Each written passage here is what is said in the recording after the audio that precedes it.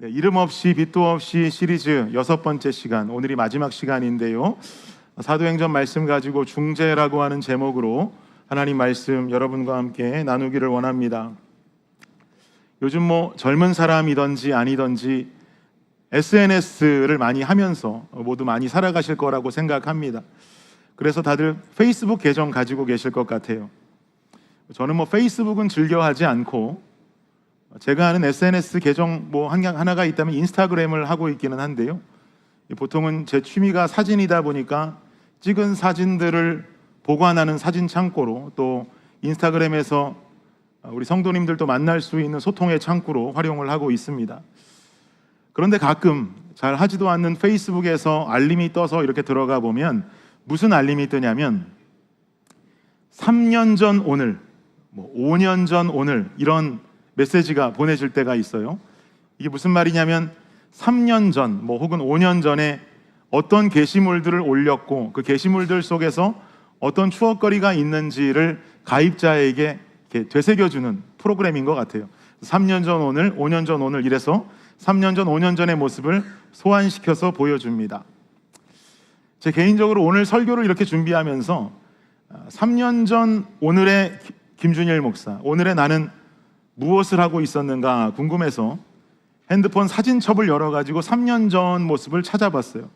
쭉 내리니까 2023년 7월에 제가 뭘 했는지가 나오더라고요.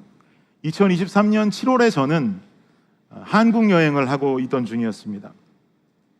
사진들의 제 모습을 보면, 사진들에 나와 있는 제 모습을 보면 12년 만에 방문했던 한국에서 얼마나 신기한 것들이 많고 재미난 것이 많았는지 밝게 웃는 얼굴로 찍은 사진들이 굉장히 많더라고요. 2023년 7월에는 이랬구나, 3년 전에 정확히 이랬구나 라고 생각했어요. 그 당시만 해도 한국 갔다 돌아와서 교회를 개척하게 될 것이라고는 상상조차 하지 못하고 있던 시절이었거든요. 그러니 교회 개척할 마음 가지고 한국 여행이었다면 상당히 어두운 얼굴일 수도 있었을 텐데 전혀 그런 걱정도 없이 3년 전에 제 모습은 V를 하고 아주 밝은 모습으로 사진을 찍었던 모습을 볼 수가 있었습니다. 그 후로 3개월이 지나서 하나님의 인도하심으로 10월 8일에 우리 교회를 개척하게 됐는데요. 그때 사진들도 당연히 있길래 열어보니까 3개월 전에 한국에서 밝게 웃으면서 V하고 찍었던 제 모습과는 다르게 개척하고 난 뒤에 제 모습은 약간은 뭔가 어리둥절해 보이기도 하고 표정 속에 무거운 표정이 보이기도 하는 3개월 전과 3개월 후가 좀 다른 모습을 볼 수가 있었습니다. 여러분은 3년 전에 어디서 뭐 하면서 지내셨어요? 한번 생각해 보십시오. 3년 전에 뭘 했는지 바로 기억이 나시는 분들도 있을 거고, 또 어떤 분들은 내가 뭐 했지? 어디 있었지? 이렇게 곰곰이 생각해야 약간이라도 떠오르는 분들이 계실 수도 있을 거라 생각합니다. 제가 이 말씀을 드리는 데는 그만한 이유가 있겠죠. 사도행전에 있어서 그 주인공을 꼽으라면 당연히 사도 바울을 꼽을 것입니다. 수없는 전도 여행으로 예수님을 전했고 영혼의 열매를 거두었던 최고의 복음 전도자가 바로 바울이었어요. 바울이라고 하는 이름은 로마식 이름이고 히브리식 이름은 또 사울이라고도 부르죠. 그래서 사도행전에 나오는 사울이라는 이름과 바울이라는 이름은 두 사람이 아니라 모두 한 사람을 가리키는 동일한 인물이다라고 볼 수 있습니다. 이렇게 당시에 최고의 복음 전도자였고 목숨 걸고 복음을 전했던 바울은 사실 원래 이런 사람은 아니었어요. 원래는 복음 전도자가 아니라 그 반대로 예수님 믿는 사람들을 붙잡아서 옥에 가두는 역할을 했던 자가 바로 바울이었죠.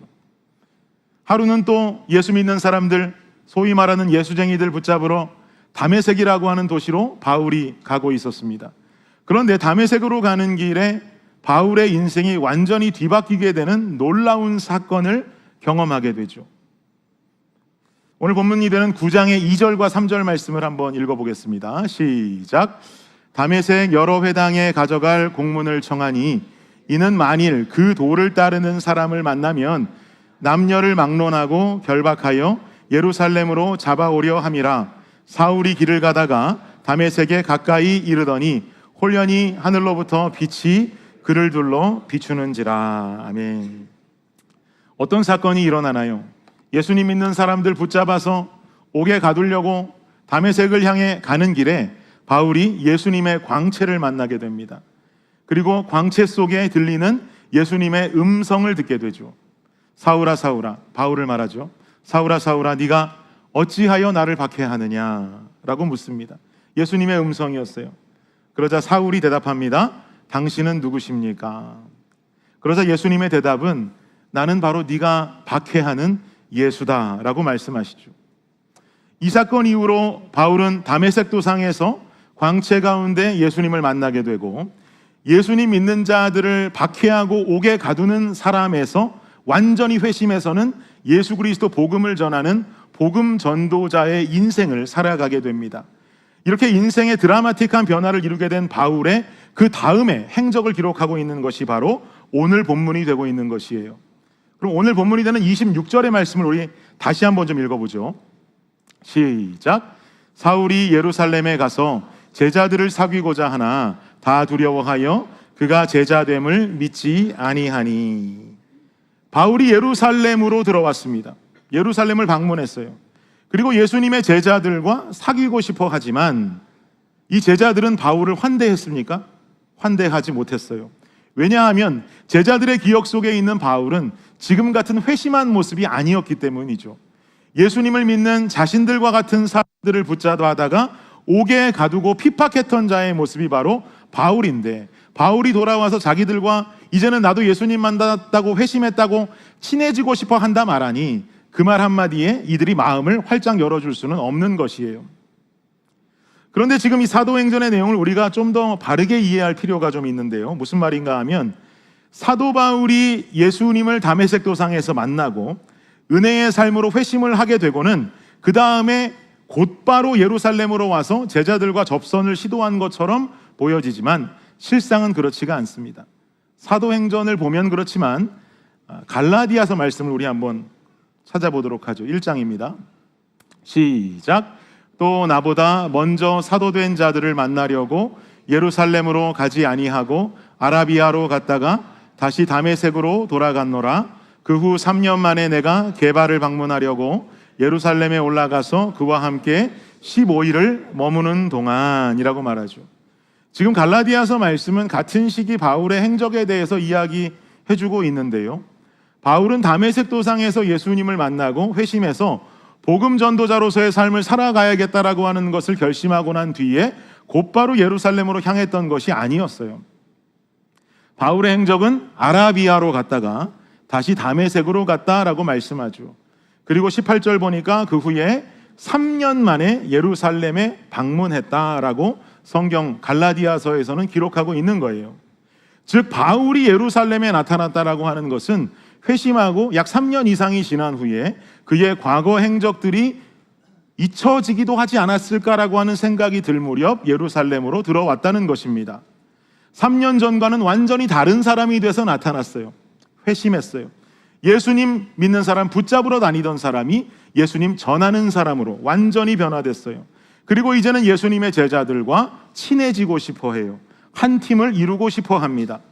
그러나 제자들의 반응은 그의 기대와는 다르게 냉소했다는 것이죠. 다시 한번 26절 말씀을 보시면요, 사울이 예루살렘에 가서 제자들을 사귀고자 했지만 다 두려워해서 그가 제자됨을 믿지 않았다라고 지금 기록합니다. 이 상황이 우리는 너무 이해가 되죠. 제자들의 기억 속에 바울은 아픔을 주었던 사람이에요. 자신들을 그토록 핍박했던 사람, 매질을 하고 옥에 가두는 것을 가장 선봉에 서서 행했던 사람, 그리고 심지어 자신들이 그토록 사랑하고 의지했던 초대교회의 스데반 집사가 순교하는데 가장 앞장서 있던 인물이 바울이었어요.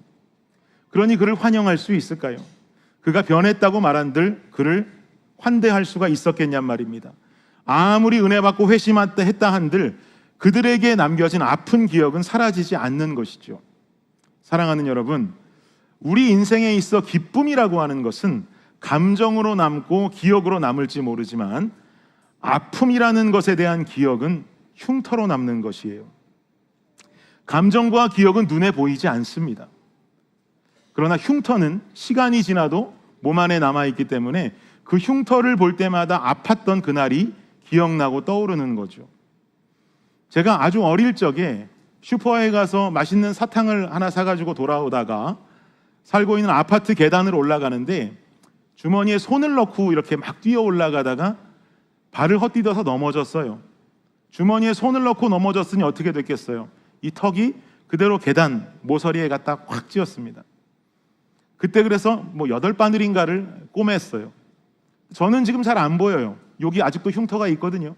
근데 우리 아이들이 뭘 하다가 밑에서 아빠를 이렇게 보고는 아빠 여기 이거 뭐야? 라고 물어볼 때가 있어요. 그러면 이거 아빠 어릴 때 다쳤던 흉터야 라고 말하면 그 말함과 동시에 제가 그날 뭘 사가지고 왔었는지 어떻게 하다 넘어졌는지 모든 기억이 다 되살아납니다. 즉 흉터라고 하는 건 기억을 지울 수 없게 아픈 기억으로 우리가 기억할 수 있도록 남겨지는 것이에요. 여러분 부부관계도 한번 생각해 보세요. 아내분들께 여쭙게요. 남편이 나에게 주었던 고마웠던 일들이 잘 기억납니까? 나에게 서운하고 아프게 했던 일이 더 잘 기억납니까? 서운했던 일이 더 잘 기억나시죠? 생일 선물 사주면 일주일 기뻐하죠. 좀 더 길게 가면 3주 정도 기뻐요. 그죠? 정성껏 선물을 준비해서 아내를 주면 길어야 3주 기뻐요. 그런데 실수로 결혼 기념일이라도 까먹으면 어떻게 돼요? 잊을만 하면 끄집어내고 잊을만 하면 끄집어내고 몇 년 동안 이야기하는지를 몰라요. 몇 년 전에 제가 누가 저한테 결혼한 지 몇 년 되셨냐고 여쭈시길래 순간적으로 당황해서 바로 기억이 안 나니까 제가 뭐라고 그냥 말했냐면 별 생각 없이 10년 됐습니다 그랬어요. 그랬더니 옆에 있던 아내가 썩소를 지으면서 그분께 14년이에요 그러더라고요. 여러분 제가 많이 잘못한 건가요? 10년이나 14년이나 비슷한 거 아닙니까? 아니에요. 자매님들 다 아니라고. 죄송합니다. 근데 2, 3년 전에 있었던 이 일을 제 아내가 다 잊었을까요? 아니에요. 꺼뜩하면 얘기해요. 누구를 만나도 제 남편은 저랑 결혼한 지 14년 됐는데 10년이라 그러더라고요. 이 얘기를 그렇게도 수도 없이 많이 해요. 잊을만 하면 끄집어내고 잊을만 하면 끄집어내요. 집에 사춘기 아이들 키우는 가정도 마찬가지 아닙니까? 사춘기여서 원하는 음식 해주고 또 사춘기여서 갖고 싶은 것 웬만하면 사주고 해도 아이들은 꼭 뭘 기억해요? 서운한 것만 기억하잖아요. 그렇게 내가 애가 갖고 싶다 하니 이걸 사주기도 하고 먹고 싶다 하니 맛있는 걸 해주기도 했는데 애가 사춘기여서 화가 나면 뭐라 그래요? 엄마 아빠가 나한테 해준 게 뭐가 있냐 그러죠. 난 분명히 해준 것 같은데. 애들은 꼭 서운한 것만 기억해요. 그렇지만 여러분 너무 좌절하지 마십시오. 제가 한 기사를 봤는데 사춘기를 지나는 청소년의 뇌 상태는 미친 사람의 뇌 상태와 똑같다라고 하는 의견이 있어요. 그래서 아브라함이 이삭을 바치려고 그랬을 때 이삭이 아브라함을 따라 나섰고 아버지가 자신을 제물로 바치겠다고 번제단 위에 올리고 해도 이삭이 가만히 있었던 이유는 바로 이삭이 사춘기여서 그랬다라고 하는 비공식적인 연구 결과가 있습니다. 그만큼 사춘기의 아이들은 서운한 것만 기억해요. 아내들도 서운한 것만 기억해요. 사랑하는 여러분, 누군가에게 아픔의 흉터를 남기는 삶을 살아가지 마십시오. 기쁨의 기억과 기쁨의 감정을 기억나게 해줄 수 있는 사람들이 되시기를 주의 이름으로 축원합니다. 저는 오늘날 교회 공동체가 세상에서 받은 상처의 흉터를 서로가 치유해주는 공동체가 되기를 간절히 원합니다. 그래서 우리는 오늘 본문 속에 한 사람에게 좀 집중해야 되는데요. 그 사람이 누구냐? 바로 바나바라고 하는 사람이에요. 아까 본문으로 읽었던 27절 말씀 함께 한번 보죠. 시작. 바나바가 데리고 사도들에게 가서 그가 길에서 어떻게 주를 보았는지와 주께서 그에게 말씀하신 일과 다메섹에서 그가 어떻게 예수의 이름으로 담대히 말하였는지를 전하니라. 아멘. 회심하고 3년 만에 예루살렘에 방문한 바울은 아무도 그를 반기지 않았어요. 예수님의 제자들도 반길 수가 없었고 과거에는 자신들의 편이었다가 이제는 적이 되어서 돌아온 이 바울을 바리새인 유대인들도 반겨줄 수 없었어요. 이런 상황 속에 바나바라고 하는 중재자가 등장하죠. 바나바가 바울을 데리고 사도들에게 갔다는 거예요. 근데 여기서 바나바가 데리고 사도들에게 갔다라고 말할 때 저 데리고라고 하는 말을 원어적으로 찾아보면 그냥 데리고의 의미가 아니라 붙잡아 갔다라고 하는 의미가 있습니다. 그러니까 그냥 이 바나바는요, 대충 바울 이렇게 데리고 가가지고 그런 사람 아니야라고 말한 게 아니라 확신이 있었다는 거죠. 바울은 회심했다라고 하는 것에 대해서 바나바가 확신을 가지고 이거 그냥 넘어가서는 안 되겠다. 바울을 딱 붙잡아서 제자들에게 다시 한번 그를 소개해 주었다라고 하는 것이에요. 그만큼 바울의 변화와 회심에 바나바는 확신이 있었어요. 여러분 생각해 보시면 바나바라고 바울이 반가웠을까요? 바나바는 초대교회가 태동할 때 자신의 소유의 땅을 팔아서 가난한 교인들을 구제하면서 교회를 세워갔던 인물 아닙니까? 그야말로 초대교회 역사에 있어서 없어서는 안 될 인물이 바로 바나바였어요. 그러니 교회를 핍박하던 바울이 제 아무리 회심했다 할지라도 그 교회를 사랑하고 예루살렘 교회를 건강하게 세우고자 했던 바나바는 그 바울의 모습 절대로 반가울 리가 없어요. 그러나 바나바는 지금 바울을 이유는 모르겠지만 신뢰하고 있어요. 어떻게 바울을 신뢰하게 되었는지 너무나 궁금한데 성경에서도 그 이유를 말해주고 있지 않아요. 그럼 바나바는 어떻게 이 바울을 신뢰하고 제자들에게 대충 데리고 간 게 아니라 붙들고 가서 확신 있게 소개할 수 있었던 그 마음을 품을 수가 있었을까? 저는 사도행전 11장에 나오는 바나바에 관한 이야기를 통해서 그 힌트를 두 가지로 좀 얻을 수가 있었습니다. 사도행전 11장 24절을 보죠. 시작. 바나바는 착한 사람이요 성령과 믿음이 충만한 사람이라 이에 큰 무리가 주께 더하여지더라. 아멘. 바나바가 바울과 제자들 사이를 확신 있게 중재할 수 있었던 이유는 바로 첫 번째, 바나바는 착한 사람이었기 때문입니다. 착한 사람. 블레싱 공동체가 세상에서 받은 상처의 흉터를 서로가 치유해주는 공동체가 되기 위해서 바나바와 같은 착한 사람들이 늘어나는 공동체가 되기를 주의 이름으로 축원합니다. 근데 누가 착한 거예요? 너무 그 의미가 넓지 않나요? 예수님 안 믿어도 착하게 살 수 있는 거잖아요. 바나바는 도대체 어떻게 착했길래 착했다고 말하는 것이고 그 착함이 쓰임받는 데에 원동력이 됐냔 말이죠. 지금 여기서 착하다라고 하는 말은 바나바의 성품이 착했다 이 정도를 말하는 것이 아니에요. 여기서 사용된 헬라어가 아가토스라고 하는 헬라어가 사용되는데 이 단어는 단순히 성격이 착한 것을 말하는 게 아닙니다. 아가토스는 다른 사람에게 선한 유익을 가져다 주고 하나님의 뜻을 함께 이루어가는 선함을 의미해요. 그러니까 원론적으로 말하면 착함보다는 선함이 좀 더 그 의미에 가까울 것 같아요. 하나님의 뜻을 이루고 선한 유익을 가져다 주는 선한 모습, 이게 바로 아가토스란 말이에요. 다시 말하면 내가 속한 곳이 나로 인해 더 건강해지고 내가 있는 곳의 사람들이 나로 인해 더욱 살아나고 내가 있는 곳에 하나님의 선한 일들이 이루어질 수 있도록 노력하는 사람, 성경은 바로 이 모습을 아가토스, 선함이라고 부른다는 거죠. 바나바가 바로 그런 사람이었어요. 그렇다면 바나바는 어떻게 아가토스한 사람이었을까? 왜 그를 아가토스한 사람이라고 부르는 것일까? 그는 언제나 초대교회를, 예루살렘 교회를 세우는 방향으로 움직였습니다. 자기의 소유된 땅을 팔아서 초대교회의 가난한 자들을 도와주고 그 이름의 뜻처럼 넘어진 자를 위로하며 일으켜주는 위로의 아들 된 모습을 살았던 자가 바로 바나바였어요. 바나바는 자기 이름이 드러나고 사람들에게 인정받고자 이런 일을 했던 사람이 아닙니다. 자기 땅을 팔아서 가난한 자들을 구제하면서 바나바는 그야말로 예루살렘 교회의 영웅이 되었을지도 모르겠어요. 성도들 사이에 바나바라고 하는 이름은 당연히 존경받는 이름으로 거론되기 시작했을 거예요. 당연히 그러지 않았겠습니까? 내 소유의 것을 팔아서 가난한 자를 도울 수 있는 이 마음이, 여러분 이게 쉽게 품을 수 있는 마음인가요? 그 행동을 통해서 바나바는 무한한 존경을 받는 이름으로 거론되기 시작해요. 근데 문제는 뭐냐? 이 모습을 옆에서 본 한 부부가 있었어요. 그리고 이들 마음에 어떤 마음이 올라오냐면 바나바가 어느 날 갑자기 인정받고 이름이 올라가고 명예로워지기 시작하거든요. 이 교회에 뭔가 명망 있는 이름으로 올라가기 시작하거든요. 그러니까 이 부부가 그 모습을 보고는 우리도 그와 같이 되고 싶은 거예요. 우리도 재산이 바나바만큼은 있는데 부부가 회의를 하는 거죠. 우리 이 땅을 우리도 팔아서 그 일부만이라도 교회에 갖다가 내놓으면 우리 이름도 바나바처럼 높아질 수 있지 않을까? 우리도 뭔가 교회에서 큰 소리치고 어깨 좀 펴고 다닐 수 있지 않을까? 이런 명예욕에 휩싸이게 되죠. 그리고는 바나바를 그대로 흉내냅니다. 이 부부가 바로 아나니아 삽비라 부부죠. 이건 선함이 아니에요. 결국 바나바의 모습을 흉내내서는 땅을 팔고 명예의 탐욕으로 채워져서 그 판돈의 일부만을 가지고 베드로 앞에 나왔다가 이 두 사람은 그 자리에서 차례대로 즉사하게 됩니다. 지금 하나님 보시기에 돈을 들 갖고 나와서 죽인 게 아니에요.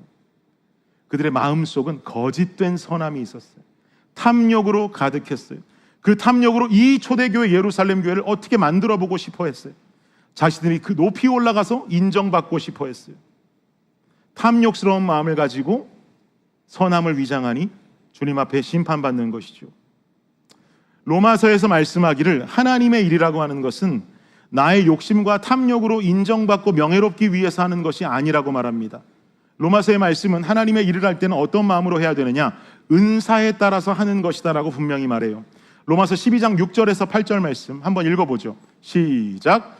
우리에게 주신 은혜대로 받은 은사가 각각 다르니 혹 예언이면 믿음의 분수대로, 혹 섬기는 일이면 섬기는 일로, 혹 가르치는 자면 가르치는 일로, 혹 위로하는 자면 위로하는 일로, 구제하는 자는 성실함으로, 다스리는 자는 부지런함으로, 긍휼을 베푸는 자는 즐거움으로 할 것이니라. 아멘. 분명히 나와 있죠. 우리에게 주신 은혜대로 받은 은사가 각각 다르니 쭉 나오다가 혹 위로하는 자면 위로하는 일로라고 나와 있지 않습니까?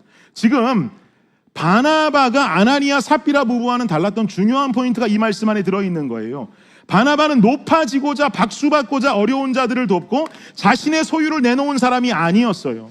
바나바는 하나님 주신 은사를 가지고 자신이 위로했던 것이에요. 은사는 분명히 말하죠. 우리에게 주신 은혜대로 받은 은사라고 말합니다. 은사라고 하는 것은 하나님의 은혜를 통해 받게 된 선물이에요. 하나님의 은혜가 있는 사람이기에 주님께서 그 은사를 허락하셨다는 것이죠. 그가 초대교회 공동체를 사랑했던 마음, 그리고 내가 이 교회를 사랑하는 만큼 진짜 아가토스의 결과를 만들어내 나의 위치와 나의 헌신이 무엇일지를 고민하고 기도하면서 행했던 사람이 바로 바나바였다는 거예요. 이런 바나바의 눈에 어느 날 바울이 들어왔어요. 바나바가 유대인들을 바라보니 여전히 율법에 사로잡혀서 예수를 믿지 않는 유대인들, 자신만 높아지려 하고 자신의 것을 내려놓지 못하는 교만에 빠진 유대인들, 이제는 헬라와 로마 압제하에 살아온 시간이 너무 길어지다 보니 헬라 문화와 헬라 언어가 더 우세해져 버린 유대인들에게 확실히 회심한 바울은 정말 적합한 복음 전도자가 될 것이라고 바울은 생각했을 거예요.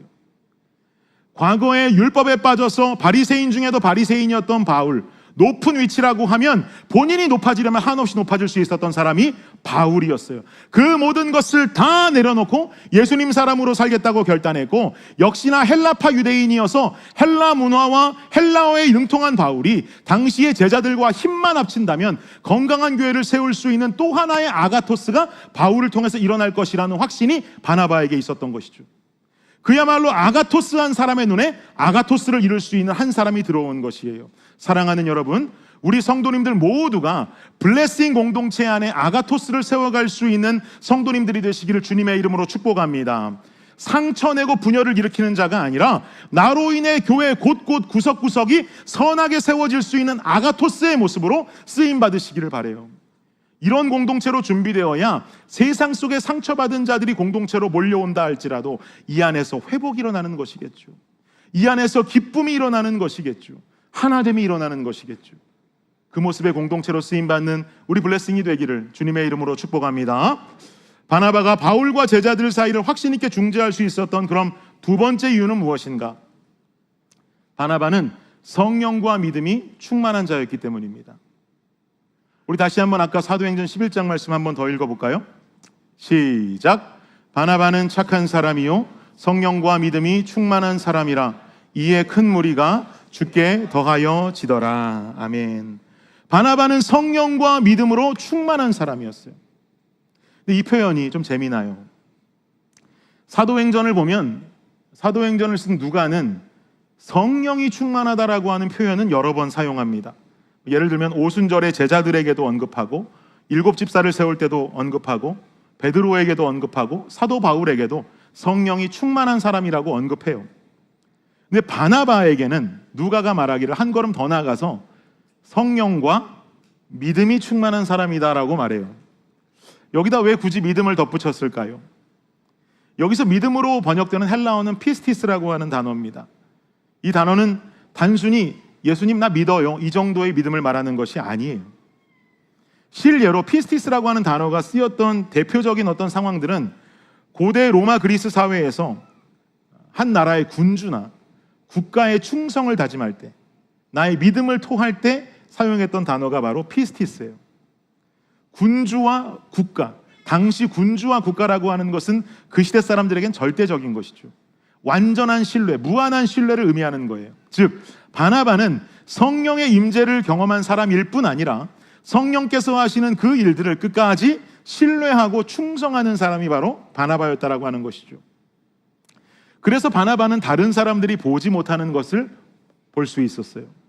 사람들은 바울의 과거 모습에 집중했습니다. 그러나 바나바는 그의 과거에 집중한 것이 아니라 바울 안에서 일하고 계시는 성령의 역사를 보았던 것이죠. 사랑하는 여러분, 성령의 일하심을 볼 수 있는 우리 성도님들 되시기를 주님의 이름으로 축복합니다. 사람 겉모습만 보고 판단하지 마십시오.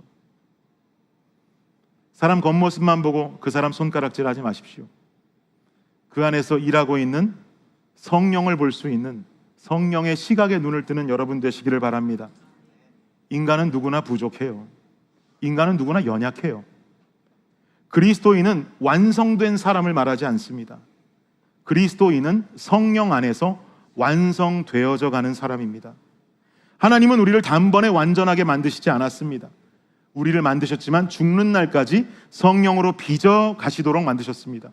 즉 구원이라고 하는 것은 예수 그리스도를 믿는 믿음으로 한순간에 우리가 구원을 선포함으로 받게 되지만, 구원을 받음으로 우리 삶에 나타나야 되는 성화는 단순간에 이루어지는 것이 아니에요. 우리의 일생을 걸쳐서 이루어지게 되는 것입니다. 우리는 죽는 날까지 성령 안에서 자라가야 하는 존재들이라는 거죠. 그런데 함께 자라가야 하는 사람들이 서로를 판단하고 서로를 정죄합니다. 그 안에서 나와 맞는 사람을 찾고 나와 맞지 않는 사람은 거릅니다. 옛날에는 한국 사람들 혈액형에 목매더니 요새는 MBTI로 사람 거릅니다. 성격으로 나눕니다. 그러나 하나님의 교회는 자기와 맞는 사람 골라서 친교하는 곳 아닙니다. 맞는 사람 골라서 친교하는 것이 교회라면 교회 다닐 필요가 뭐 있어요? 바깥에서도 마음 맞는 사람 만나서 친교하면 되지요. 교회가 세상과 다를 것 없어서 무엇하겠습니까? 교회는 세상과 달라야 합니다.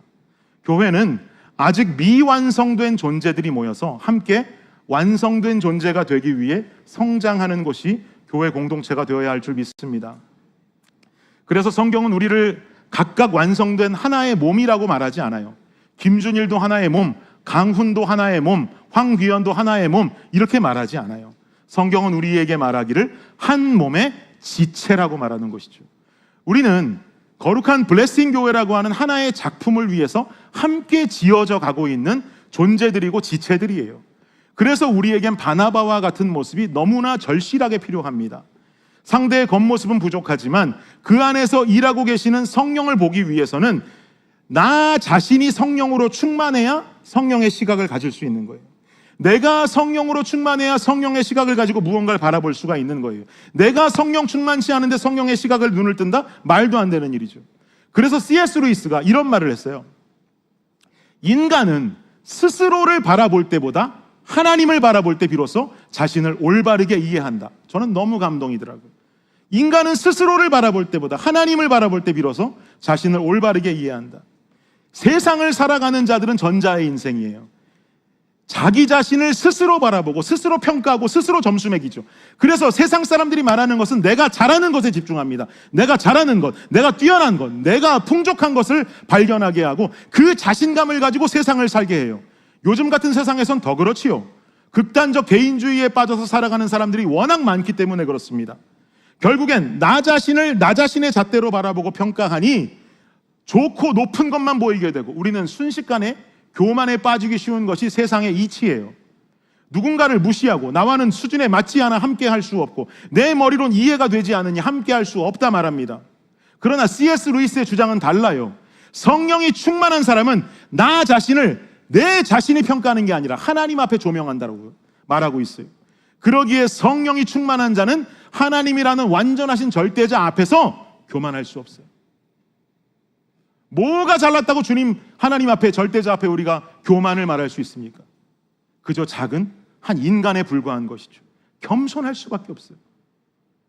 하나님 앞에 부족하고 연약한 내 모습을 발견하고 나 자신을 올바르게 이해할 수 있게 되죠. 그야말로 소크라테스가 한 말처럼 너 자신을 알라예요. 너 자신을 알라. 안타까운 건 소크라테스가 여기에 전제를 하나 더 했어야 돼요. 완전하신 하나님 앞에 드러나는 너 자신을 알라. 그랬으면 무척 은혜로웠을 겁니다. 완전하신 하나님 앞에 우리 자신이 드러나게 되죠. 그러니 이런 사람의 눈에 상대의 모습이 어떻게 들어오겠어요? 내 약함을 인정하니 당신의 약함도 이해되고 나도 주님 앞에 지어지고 있는 과정 속에 있으니 당신도 지어지고 있는 과정 속에 있다는 것을 이해하게 되죠. 그때야 비로소 성령의 눈으로 그 사람을 이해하고 바라보고 안아줄 수 있어요. 근데 오늘날 교회 공동체의 문제가 뭔지 아세요? 오늘날 교회 공동체의 문제는 지금 말씀드린 이 두 가지가 섞여 있다는 게 가장 큰 문제입니다. 인간이 세상적인 시각과 생각을 가지고 성령의 공동체를 만들어 가려고 그래요. 말이 안 돼요. 앞뒤가 안 맞아요. 말도 안 되는 재료로 말도 안 되는 작품을 만들려고 한다는 것이에요. 이건 결단해야 돼요. 뭘 결단하느냐? 재료를 바꾸든지 작품의 성격을 바꾸든지 둘 중에 하나 결정해야 됩니다. 즉 내가 성령의 시각과 생각을 품든지 아니면 하나님의 교회를 세상 집단과는 다르게, 세상 집단과 똑같이 친교의 집단으로 바꾸든지 둘 중에 하나 결정해야 돼요. 사랑하는 여러분, 단도직입적으로 여러분께 권면합니다. 우리 모두 성령 충만하기를 축복합니다.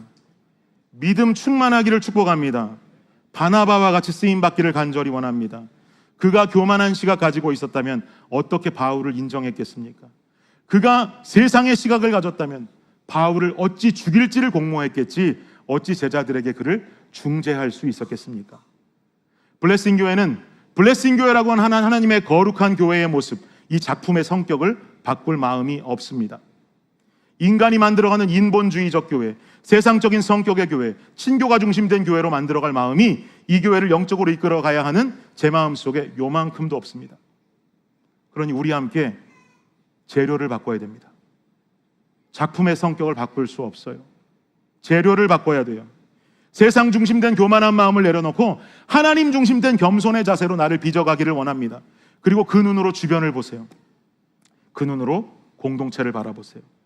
이렇게 성령이 충만한 자들이 성령 앞에 조명된 자신의 겸손한 마음과 신앙을 가지고 부족하고 연약한 지체들을 이해하고 안아주고 섬겨주며 함께 자라나고 함께 성장하는 곳, 그곳이 바로 우리 블레싱 교회가 되기를 주님의 이름으로 축복합니다. 결론을 맺겠습니다.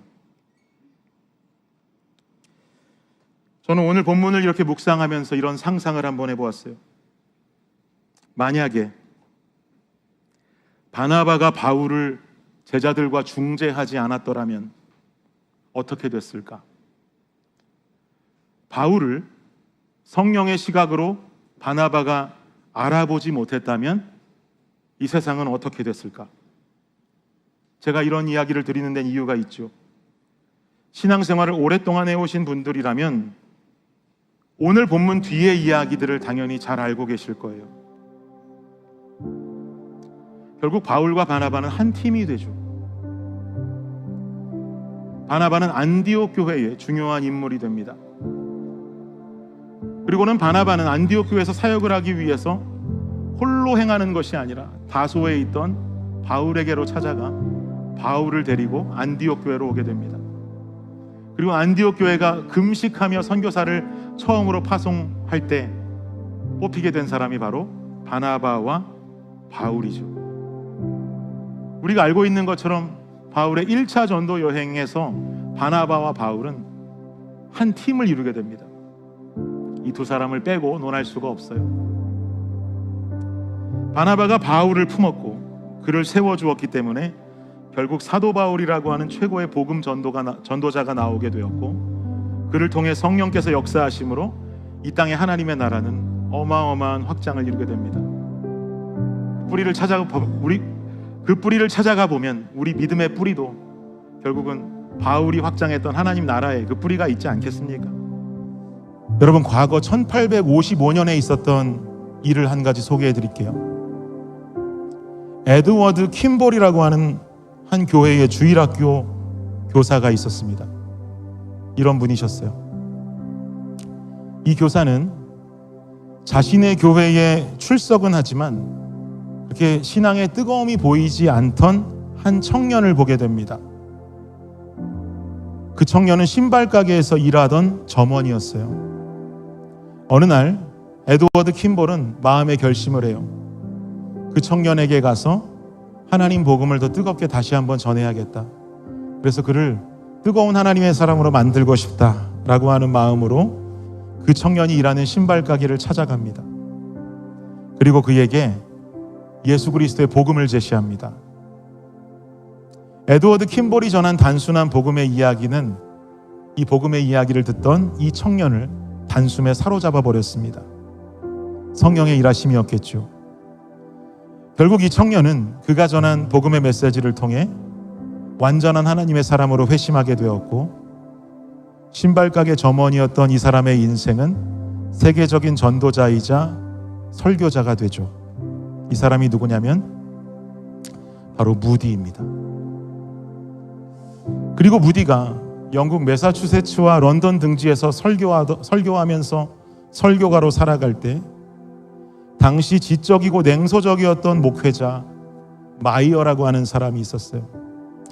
이 마이어는 무디가 전한 단순하면서도 뜨거운 설교와 그의 삶에 충격을 받고 영적으로 완전히 뒤집히는 경험을 하게 됩니다. 그리고 마이어라고 하는 위대한 목회자가 탄생하죠. 이렇게 영적으로 각성한 마이어가 미국 대학가 등지에서 설교를 전했고, 이때 마이어의 설교를 들은 윌버 체프먼이라고 하는 사람이 그의 설교에 깊은 영감을 받고 전도 사역자로 헌신하게 됩니다. 이분 또한 유명한 분이죠. 또 윌버 체프먼은 그 후에 전도 집회를 크게 인도하던 중에 전직 야구 선수 출신인 빌리 선데이를 자신의 사역 스태프로 고용해서 함께 하나님 나라의 사역을 하게 됩니다. 그렇게 빌리 선데이는 윌버 체프먼 밑에서 사역을 배우면서 훗날 수백만 명에게 복음을 전하는 대형 부흥사로 성장하게 되죠. 그리고 빌리 선데이가 미국 샬롯 지역에서 부흥회를 열게 되는데 정말 대형 부흥회를 열었습니다. 근데 이 부흥회에 임한 성령의 역사가 너무나 강력해서 원래 그들이 예정했던 일정보다 일정을 더 늘리게 됐어요. 이 집회를 통해서 더 많이 은혜 받기 원합니다. 일정을 더 늘리기 원합니다. 그러자 빌리 선데이 목사님은 혼자 이 모든 일정을 감당할 수가 없어서 자신의 친구 모데카이 햄이라고 하는 목사님을 초청하게 되죠. 그리고 모데카이 햄 목사님은 연락을 받고 샬롯으로 바로 와서 이 부흥회의 또 다른 강사로 말씀을 전하기 시작합니다. 그리고 이 집회를 통해서 모데카이 햄의 설교를 통해서 완전히 회심하고 주의 종으로 부름을 받는 한 소년이 탄생합니다. 그 집회에 앉아있던 그 소년이 설교를 듣고 완전히 회심하고 주의 종으로 부름받게 되는 것이죠. 이 소년이 누구인가? 바로 20세기 전 세계 수억 명의 사람들에게 복음을 전하고 그 중에 많은 사람들을 회심시킨 빌리 그레함 목사입니다. 에드워드 킴볼에서부터 시작된 복음의 제시가 결국 수많은 하나님의 목회자들을 만들어냈고 마지막으로 가니 빌리 그레함이라고 하는 전설적인 미국의 설교가까지 세워냈다는 것이죠. 그리고 이들이 활동했던 당시의 미국은 그리스도의 축복으로 가득 채워진 땅이 됩니다. 사랑하는 여러분, 바나바로 인해 바울이 세워지고 하나님의 나라가 확장됩니다. 에드워드 킴볼이 제시했던 복음의 제시가 무디 목사님, 마이어, 윌버 체프만, 빌리 선데이, 모데카이 햄, 그리고 결국 빌리 그레함이라고 하는 전설적인 미국의 설교가들을 세워냈습니다. 여러분 어떤 생각이 드세요? 우리가 함께 세워가는 그리스도의 공동체, 성도와 성도 간의 관계들은 우습게 바라볼 수 있는 문제들이 아닙니다. 우리의 헌신과 우리의 동역이 이 땅에 주님의 나라들을 세워가고 주님의 뜻을 세워가는 놀라운 시작이 될지 모릅니다. 또한 그 성도들이 모여서 세워진 하나의 공동체된 교회가 건강한 공동체로 주의 나라 위에 세워지게 될 때에 그 교회를 통해서 수많은 주의 백성들이 일어나게 될 줄을 믿습니다. 여러분, 아가토스의 마음을 품으십시오. 그리고 성령이 충만하여 성령으로 연약한 나와 주변을 함께 보고 함께 지워져가는 우리가 되기를 간절히 원합니다. 그렇게 세워진 우리로 하여금 이 땅에 하나님의 나라와 하나님의 뜻을 거룩하게 세워가는 이 놀라운 일들을 우리 각 성도들이 함께 동역함으로 교회를 통해 이루어갈 수 있기를 주님의 이름으로 축복합니다. 우리 함께 찬양하며 결단하도록 하겠습니다.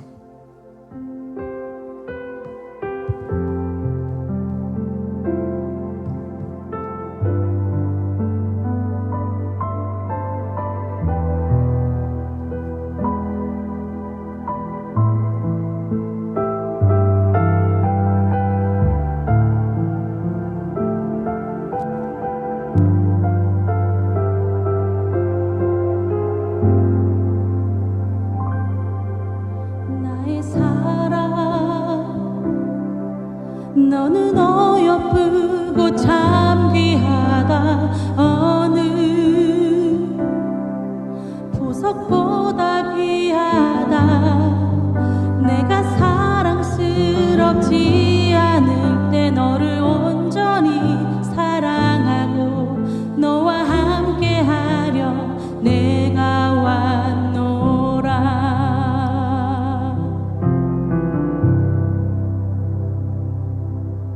주의 사랑,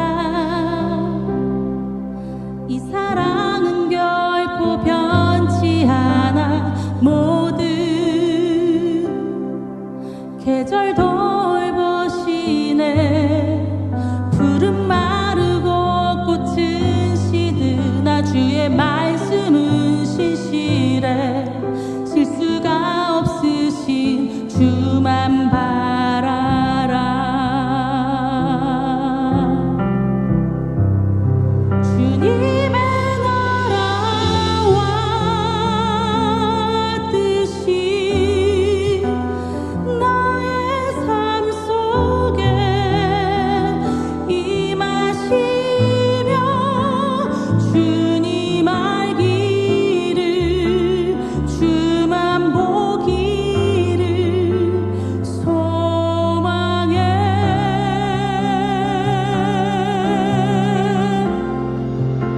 거룩히 살아갈 힘과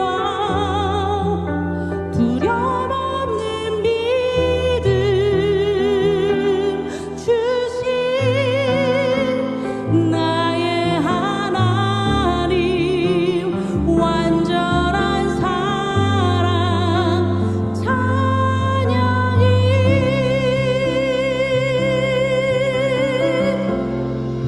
나의 사랑, 나의 사랑, 너는 어여쁘고 참 귀하다.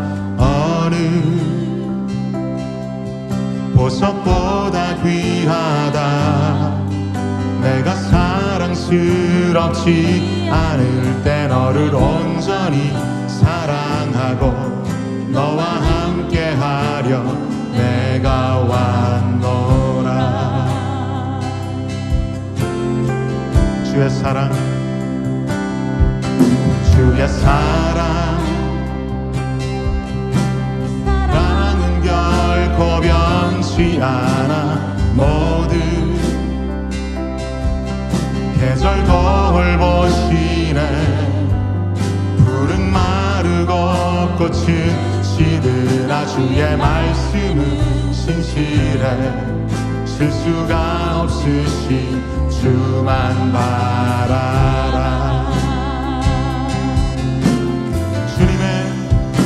주님의 나라와 뜻이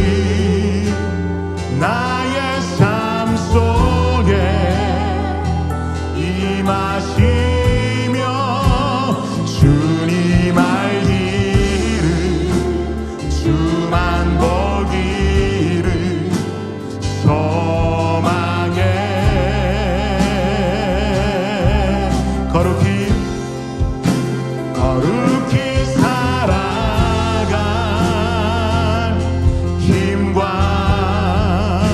두려움 없는 믿음 주실 나의 하나님 완전한 사랑 찬양해. 우리 다시 한번 주님의 나라와 주님의 나라와 뜻이 나의 삶 속에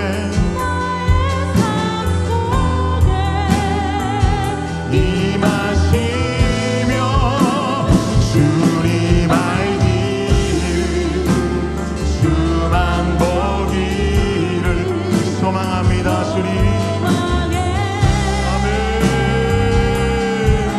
주여 도와주옵소서. 거룩히 살아갈 힘과 두려움 없는 믿음 주실 나의 완전한 찬양합니다. 찬양해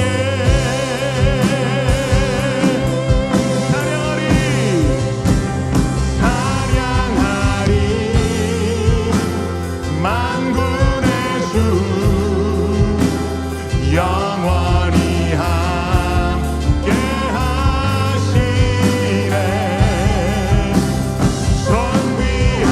존귀하신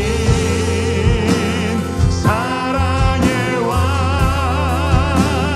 영원히 통치하시 찬양하리 만군의 찬양하리 만군의 주 영원히 함께 하시네. 존귀하신 사랑의 왕 영원히 통치하. 우리 감사해. 주님의 나라와 뜻이 나의 삶 속에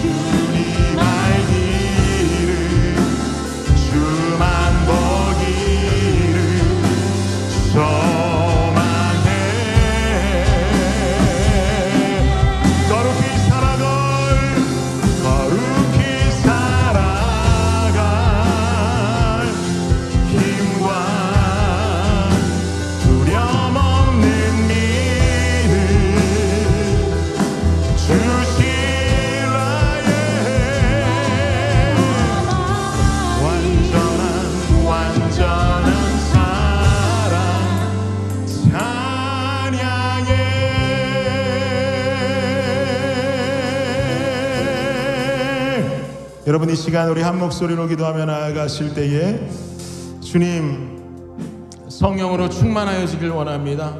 믿음 충만하여지길 원합니다. 주님, 그리고 아름다운 주의 공동체를 이루어가기 위하여서 선한 주의 마음 품기를 원합니다.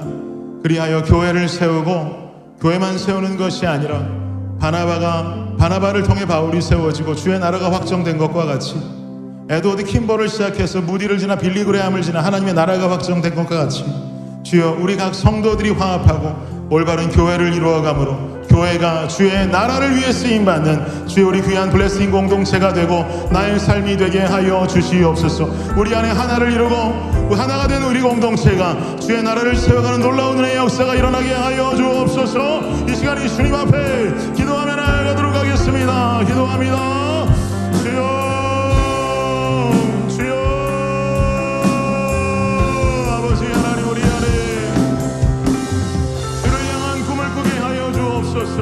성도와 성도 간의 교제를 이루고 성도와 성도 간의 하나를 이루고 아버지 하나님, 건강하게 세워진 주의 교회가 아버지 하나님 주의 교회로서의 역할을 감당해가며 거룩한 하나님의 교회로 쓰임받아 주여 이 땅에 놀라운 주의 나라를 세워갈 수 있는 주님 우리 블레싱 공동체가 될 수 있도록 주님 역사하여 주옵소서. 각 성도 한 사람 한 사람이 모두가 다 연약하고 부족합니다. 주님, 오늘 설교를 전한 제 자신 또한 주님 너무나도 부족하고 연약한 존재임을 주님 너무나도 잘 알고 계십니다. 아버지 하나님 앞에 이 부족하고 연약한 존재가 지체가 되기를 원하는 마음으로 우리 온 성도들을 끌어안고 함께 한 몸 되어 주의 나라와 교회를 세워가기를 주여 간절히 원하고 바라옵나니 주님이여 함께하여 주시고 우리 교회가 이 블레싱 교회가 건강한 교회가 되어서 주님 하나님 사용하시는 교회가 되어서 주여 아버지 하나님 바나바를 통하여서 바울을 통하여서 주의 나라가 세워지고 에드워드 킴버를 통하여서 무디가 세워지고 주의 나라가 세워졌던 것과 같이 아버지 하나님 우리를 통하여 우리의 교회를 통하여 넓은 주의 나라가 세워지고 확장되어질 수 있는 은혜의 역사가 주여 우리 공동체 가운데 일어나게 하여 주시옵소서. 주님 주님 주님 감사합니다. 주님 감사합니다. 주님 감사합니다. 감사합니다.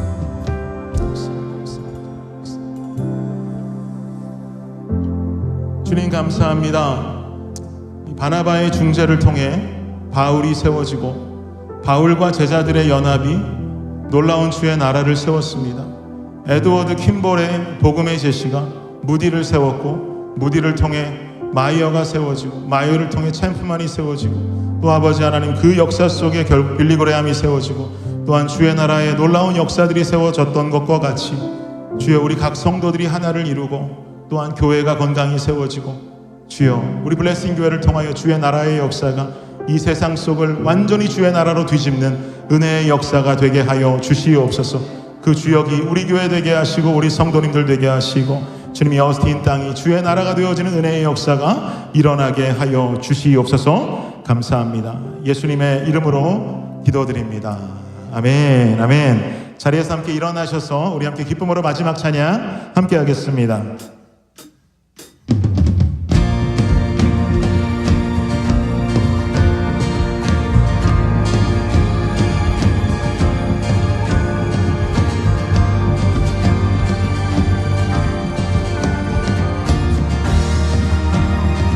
우리 더 크게 박수 하실까요? 네.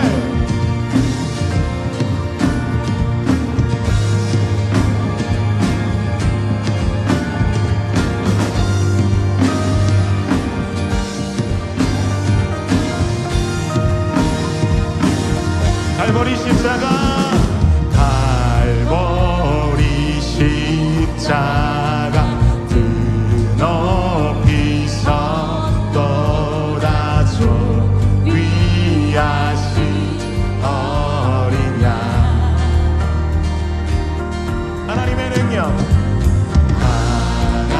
하나님의 능력 하나님의 지혜에 주 십자가 사랑 이해할 수 없는 죽음 위에 승리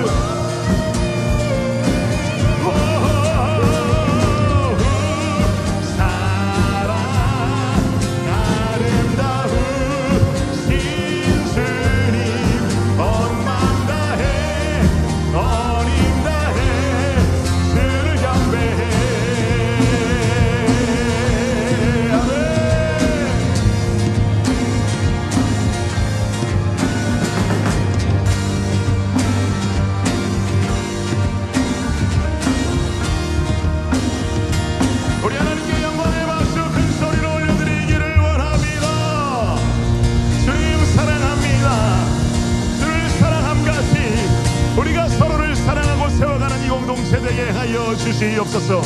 아멘. 지금은 우리 주 예수 그리스도의 은혜와 무한하신 하나님 아버지의 사랑과 놀라운 성령의 은총이 오늘 이 시간 주 앞에 나와 예배하고 결단하며 돌아가는 이 자리에 모인 모든 주의 백성들 머리 위에 지금으로부터 영원까지 함께 하시기를 우리 주 예수 그리스도의 이름으로 축원하옵나이다. 아멘.